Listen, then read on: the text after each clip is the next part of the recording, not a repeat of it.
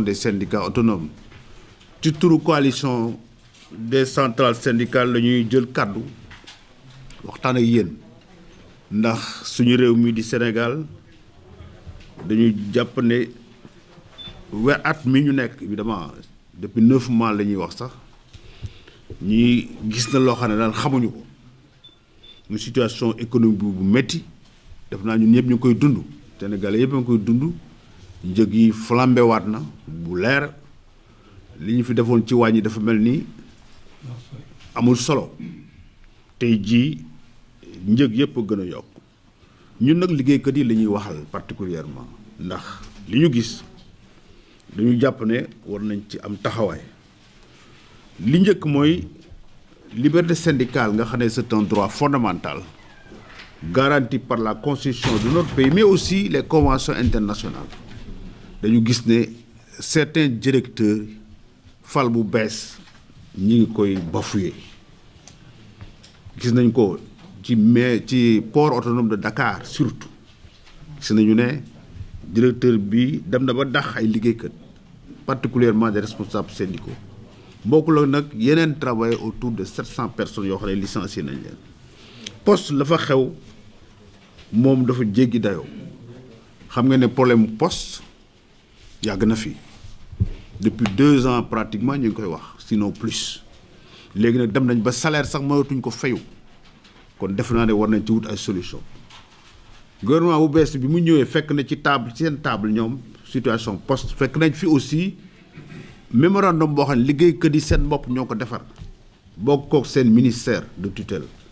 pour ñu régler problème poste définitivement problème poste nag mënuñu ko régler te restructurer wuñ ko liggéeykat yi wax nañu waaw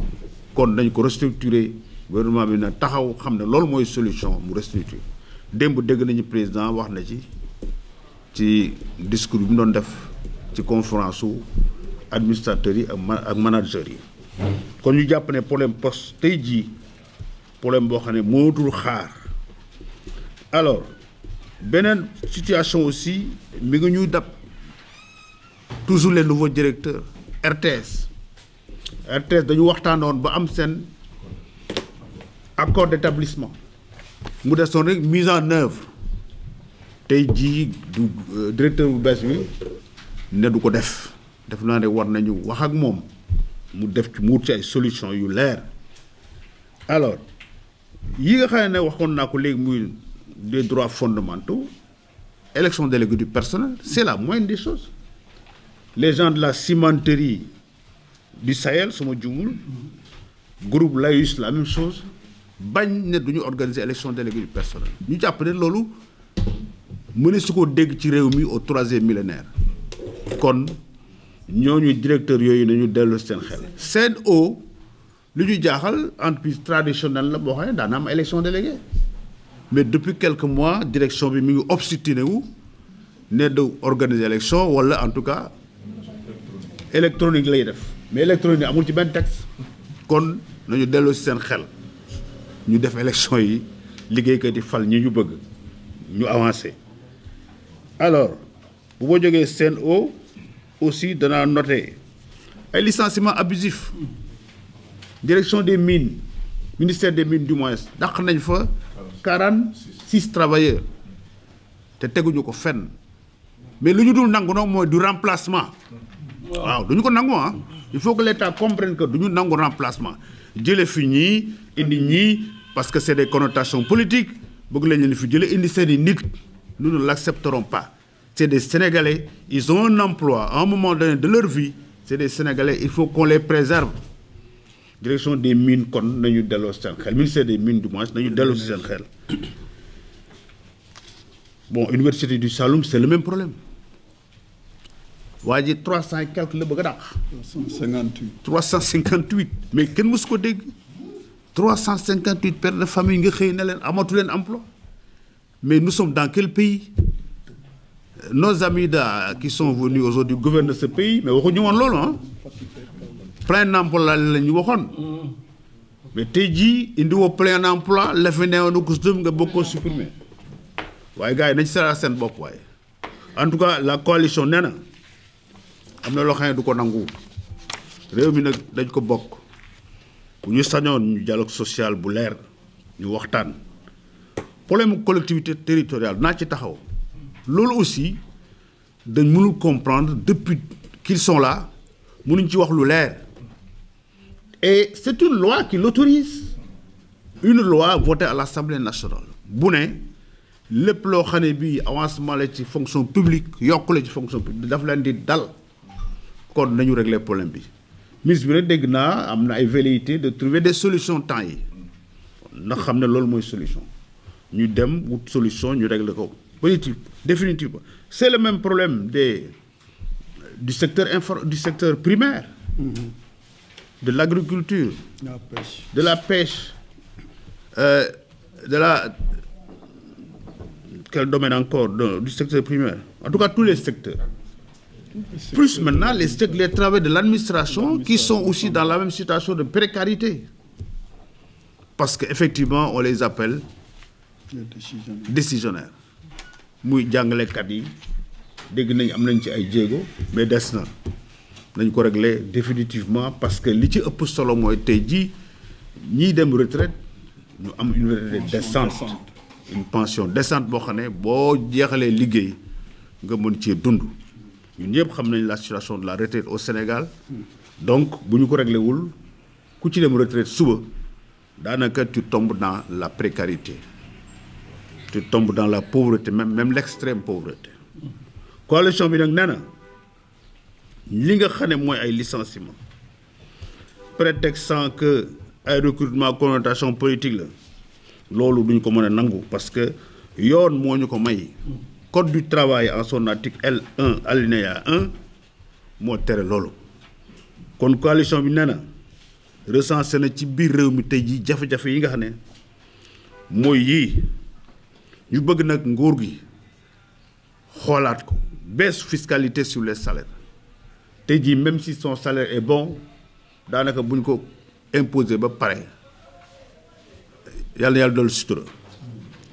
coût de l'électricité bi mi ngi bëgg rey nii te ñun dañu waxoon bu carburant bi ñëwee gasoil bi ñëwee gaz bi ñëwee ak pétrole bi dana soppeeku mais je pense que ñi ngi jaay comme ñi ngi jaay nañ ñu fexe ba mu wàcc poste liggéey kër yi poste sénégalais yi de l'eau de l'électricité yooyu yëpp du téléphone denrée de première nécessité wax naa ko léegi ñu bëgg aussi ñu def une harmonisation sur tout ce qui est augmentation de salaire le secteur primaire collectivité locale etc tous les agents décisionnaires de l'État ñu xam ne Macky Sall moo fi defoon augmentation en 2022 te ñooñu ñëpp dañ ci war a am sinon c'est de l'inéquité dans la gestion du personnel kon ñoom nañu góorgóorlu pour soppi loolu ñu xool aussi la finalisation de la révision des statuts des décisionnaires wax naa ko léegi modifier degré bi mais aussi régler la question des pensions de retraite parce que loolu moo ci ëpp solo xëy na ñi ngi liggéey di am salaire bu xaw a tane mais ku ci retraité tu tombes dans l'extrême pauvreté kon loolu aussi nañ ci waxtaan. Aujourd'hui c'est la restructuration nous sommes prêts on est d'accord en tant que travailleurs mais ñoom lu ñu xaar dem nañ léegi ba mënatuñ fay salaire yi mais quand même nañu taxaw régler problème bi définitivement restructurer ko ñi war a dem ñu accompagner leen ñu dem ñii des mën a liggéey aussi am salaire poste on en a besoin dans ce pays dañ ko soxla poste rek mooy seule société boo xam ne dans le cadre du patrimoine am na fu ne bureau de poste le dernier village du Sénégal am na bureau de poste mais kon ñooñu soxla nañ leen am na njëriñ ci réew mi dans le fin fond du Fouta soo demee tey jii pour tirer un mandat postal mais y a un bureau qui est là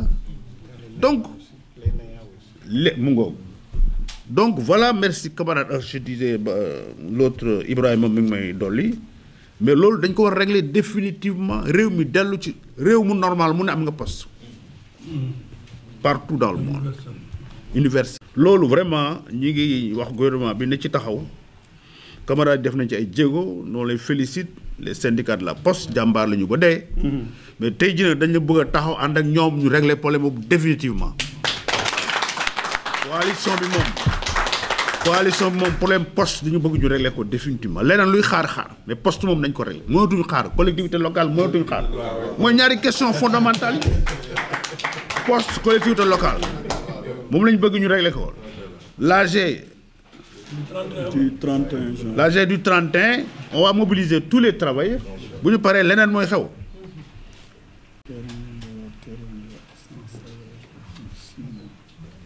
Teranga ils sont où? Ferme. C'est une ferme. Dans le nord du pays. Depuis 6 mois. Ah d'accord. C'est l'UNSAS ou c'est la CNTS? C'est une ferme. CNTS C'est la CNTS. C'est une ferme. yëguñu ko sax bon waaw yëg naa ko léegi donc les fermes de la Teranga depuis 6 mois aussi amuñu salaire nañ leen fay seeni salaire solde xam nga mooy dundal nit. Croix-Rouge la même chose 11 mois sans salaire mais c'est grave donc yooyu dañu bëgg gouvernement bi am ci taxawaay en tout cas finalisation yi waxoon naa ko révision wu statut fonctionnaire les travail ñu dindi ko dogal ci seen yëf te itam am na gis-gis boo xam ne bi xëy na loolu foofu lañ jëm donc nañ ci wut solution code de sécurité sociale la même chose le code unique alors dans le secteur de l'hôtellerie et même d'autres secteurs certainement BTP gardiennage équivalence bi dafa war a deñ on ne peut pas continuer yow ngay liggéey 56 heures ñu lay fay 48 heures ou 40 heures ñu lay fay 40 heures je me rappelle le 1er mai de l'année dernière le président de la République en avait parlé il avait même dit au ministre d'abroger l'arrêté mais le ministre bon taxawaalu na ba far moom dem na non c'est vrai ils n'ont rien fait taxawaalu na ba far dem na léegi le nouveau ministre mais na jël dossier ñu abroger arrêté bi et puis nit ñi buñ ko liggéey 56 heures ñu fay les 56 heures ku liggéey 40 heures ñu fay les 40 heures bon je pense que les camarades vont pas mais war nañ ko xoolaat réforme bu 78 bu 98 moo leen di gérer ba léegi loolu war na bouger le FNR aussi war nañ ko réformer parce que fi mu nekk nii c'est vrai xëy na yëgaguñ ko trop waaye le FNR est déficitaire ah oui est déficitaire il faut trouver une solution sinon demain fonctionnaires yi retraités ñoo tombé ci affaire boobu ci déficit bi l'intégration des travaux des collectivités aussi au FNR et des agents non fonctionnaires de l'État réversion des pensions de retraite aux ayants cause des enseignants chercheurs décédés waxoon naa ko léegi seeni soxna certainement ak seen njaboot la ñu war a reverser pension yooyu kon war nañ ci taxaw ñu régulariser ko parce que xam nga dee moom mën na ñëw à tout moment kon nag nañu ko régler ba ëllëg famille bu mu dal ñu mun leen jox li nga xam ne mooy seen droit muy ndimbal loo xam ne dañ leen dimbale les enseignants vacataires des universités dañ leen recruter li fi ne ci université j'ai suivi l'autre jour ci dafa naa Sine Saloum 80% des enseignants c'est des vacataires mais mënul continuer il faut les recruter soxla nañu leen faut les recruter ñoo ubbi ay université fu nañu ubbi fa mais nañu leen recruter ñu liggéey xale yi mën a jàng correctement d'ailleurs au Sine Saloum d'ailleurs grève bi commencé na donc rétablissement des droits des agents de la RTS wax naa ko léegi parce que aussi nit ñi mënuñu discuter dans une commission paritaire avec leur direction am un accord mais l'accord c'est la loi des partis c'est la loi des partis pour signer accord dañ ko war a mettre en œuvre maintenant la nouvelle direction bi mu ñëwee indi na ay jafe-jafe boobu ba léegi y a un blocage nous interpellons l'État pour régler ces questions le ministère de la communication mais aussi le premier ministre alors donc 16 il y a plus de 800 travailleurs 800 emplois directs aujourd'hui on ferme les bases qu'est-ce qu'ils vont faire moi je me pose même la question la fermeture c'est quoi mais nous sommes souverains quand même même s'il y a des militaires français au Sénégal mais ñun est-ce que gis nañu militaire français muy dugg suñu vie ñun en tant que sénégalais amul kon comme ñoom ñoo décidé nag suñu diggante ak France ñun suñu yoon newu ci ay sénégalais régime bi pouvoir bi moo décidé loolu am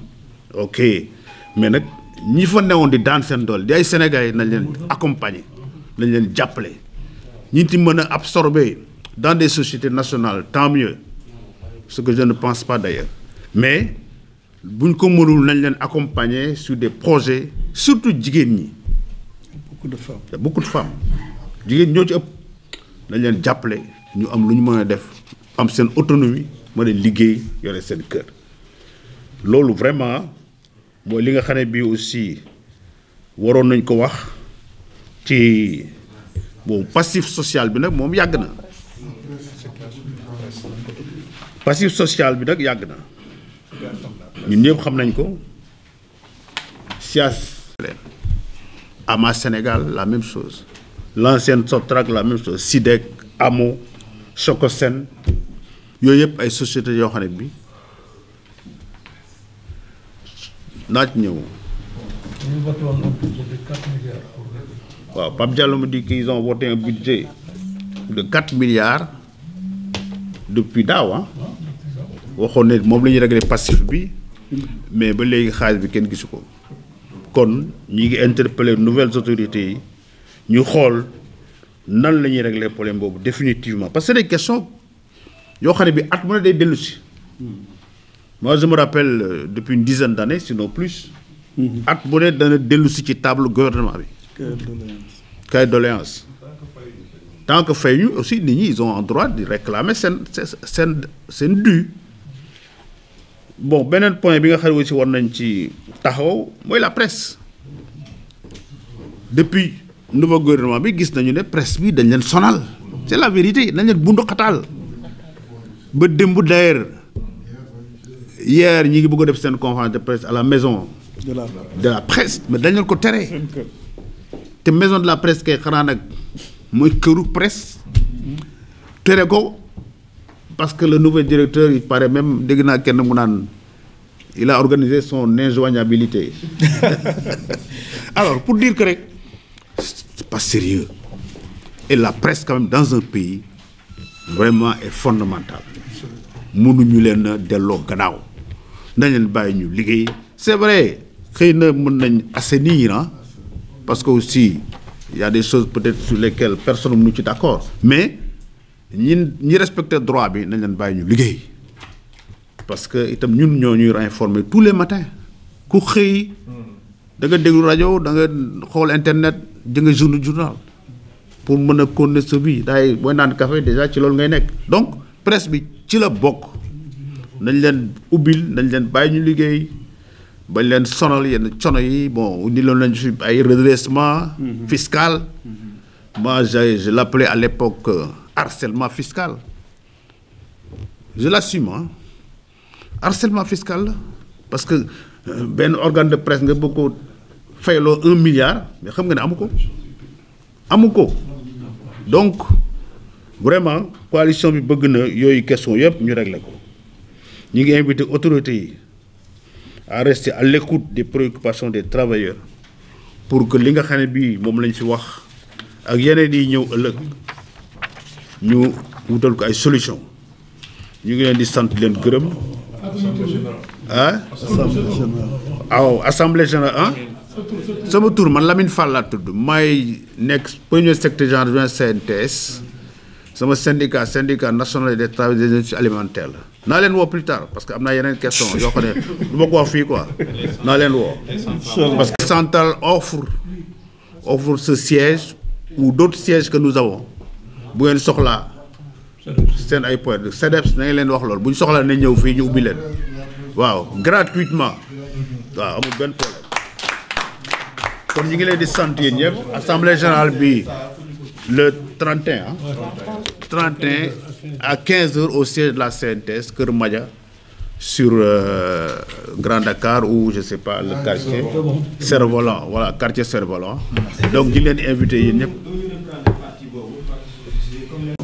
waaw c'est-à-dire que situation bi bëgg nañ dañuy woon liggéeykat yëpp assemblée générale le vendredi 31 janvier à partir de 15 heures à la CNTS